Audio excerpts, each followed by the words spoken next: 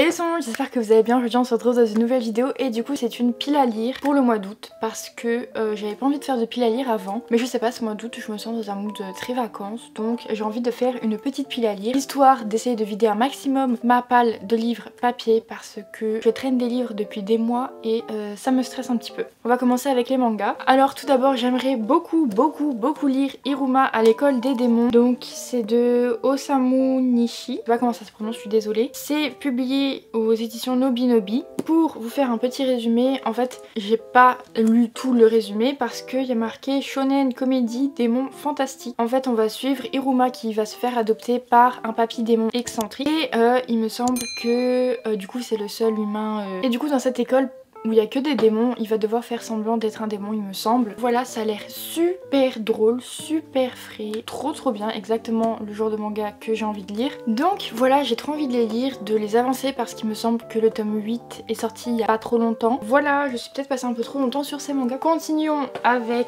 Crush City de Sarah J. Maas qui est vraiment un très gros pavé.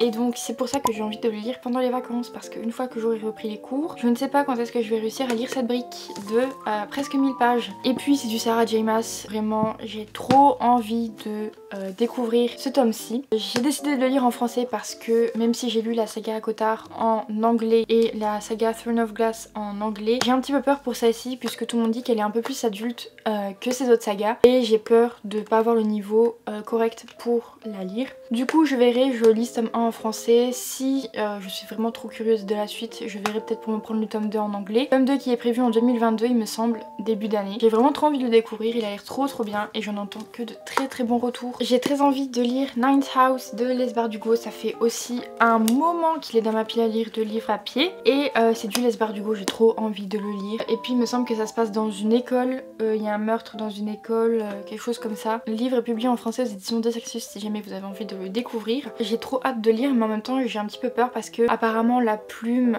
est un peu lente, donc je sais pas, à voir. Après j'ai déjà lu les autres livres de Lace Bardugo en anglais et ça m'a pas trop dérangé, donc j'ai hâte de voir la plume de celui-ci. Mais en tout cas l'histoire me fait trop envie et je pense que c'est une saga, du moins je crois que j'avais vu un tome 1 sur Goodreads et du coup je sais pas quand est-ce que sortira la suite. Ensuite j'aimerais bien également lire King of Scars de Lace Bardugo qui est le tome 1 de la duologie du coup King of Scars et j'ai très envie de lire cette duologie pendant les vacances. Après je pense que j'ai envie de la lire pendant les vacances mais c'est pas non plus une de mes priorités, mais voilà j'ai trop hâte parce que c'est la duologie, la seule duologie que je n'ai pas encore lue du Grishaverse de Lace Bardugo. Donc comment vous dire que j'ai si hâte de découvrir tout ça. On va passer au e-book que j'ai prévu de lire. Tout d'abord on a La nuit où les étoiles se sont éteintes de Nin Gorman et Maria Lino. Alors ce livre j'ai trop envie de le lire mais en même temps j'ai trop peur de le lire parce que du coup c'est un livre que j'attendais avec une grande impatience et j'ai vraiment trop peur parce que j'ai vu tous les trigger warnings qu'il y avait au début du roman et comment vous dire que je n'étais pas prête du tout. J'étais en mode bon